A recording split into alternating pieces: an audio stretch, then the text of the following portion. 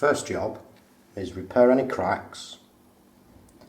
Make sure this angle, there's no lumps or bumps, it's nice and square, and then measure the sill, find the centre. Well, this is possibly one of the easiest ones to do. It's just a piece of moulding, decorative moulding, and measure the sill again, measure the length of timber, leaving an inch at either side, and then cut your mitres, tack it into position, do any filling and painting. So like I say, that's possibly the easiest one to do. You can get flat ends, so maybe you don't have to cut a mitre. This is the moulding that I'm using, different than the other one, just a bit smaller, a bit lighter. This I've cut to the same length as the sill. With the other one, you can cut leaving the inch and then take the mitre off. With this, I'm going to use this end piece for the return. So this will be the sill side and this is the wall side. When you take it away from the sill, put it into the mitre block at the same angle. Never bring it down and just sit it on where you feel as though it's comfortable. You'll get the wrong cut. So matching it up to what you're doing, and I'm wanting to go for this mark.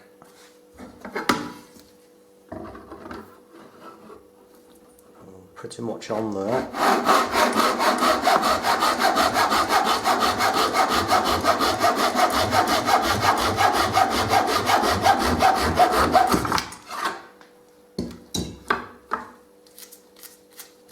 That's the first one cut. Again, so we're not going to make any mistakes. Flat, and then you can hold the other piece up to it, and you know then where you need to go with it. So it needs to sit in this one here. Making sure that it's on the same angle.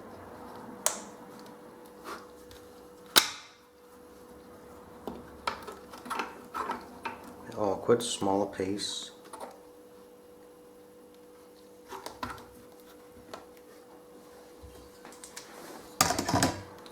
Now I don't need to mark this one, I can just cut the end off.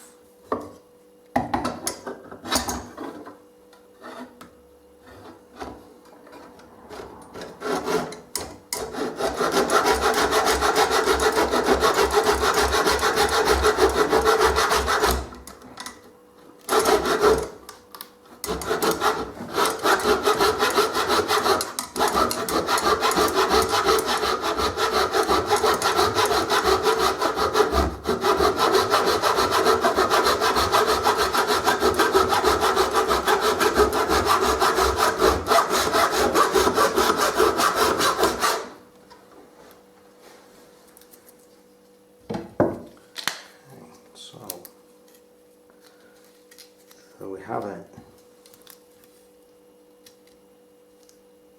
Clean mitre. Using the fine tooth on the saw, you don't get too much of rough edge. So now I need it to sit tight to the wall. So literally, this is where it's going to sit on the wall. So I know exactly what to trim off, and it is literally just leaving a millimetre on. So I can cut that flat now. Remembering where it wants to be, following that angle there.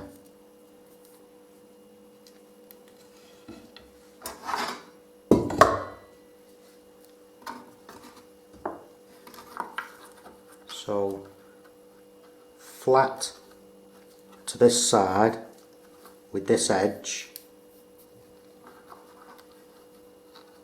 This is going to be awkward. And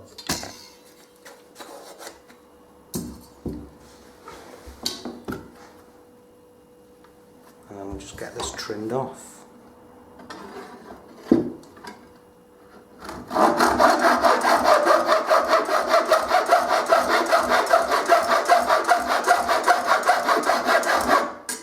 What I will need to do is put my fingers both sides.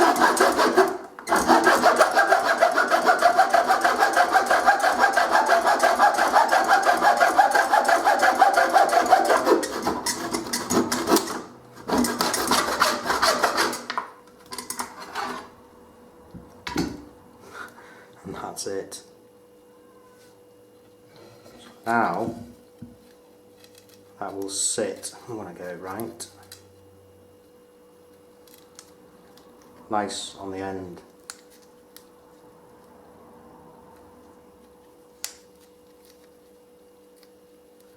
So I just need to cut the other end and get these glued, or if you were in a bit of a rush then put these on afterwards, get this tacked on.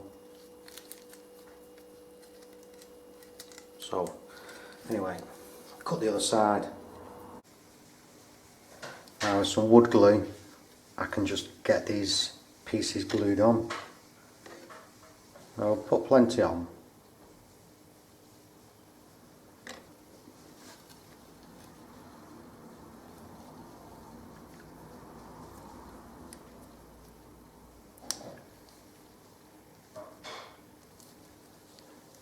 Make sure they're nicely squared up, don't disturb them. This larger piece of moulding, I'll put a return on it. Now with these, notice how thin it is. Putting these ends on, these are prone to break, so you will need some glue for these.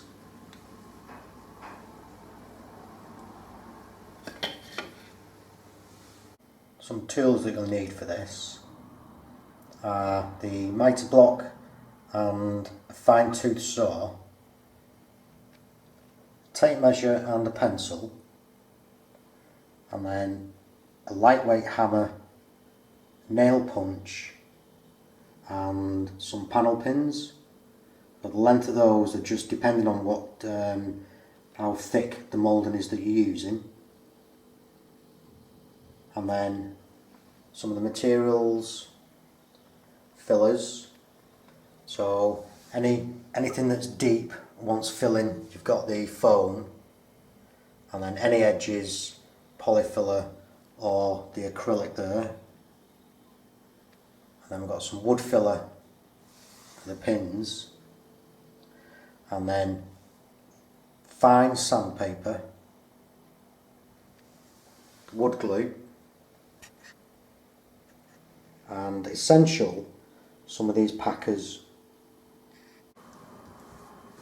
Last one on the end.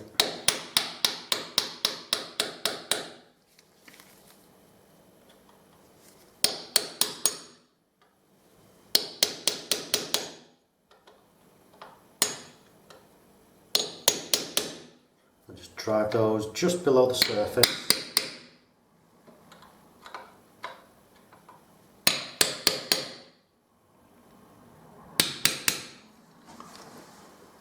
Now I can draw this out. No, I can't.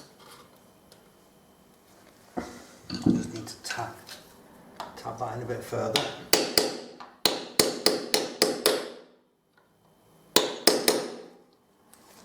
Now I can take it out.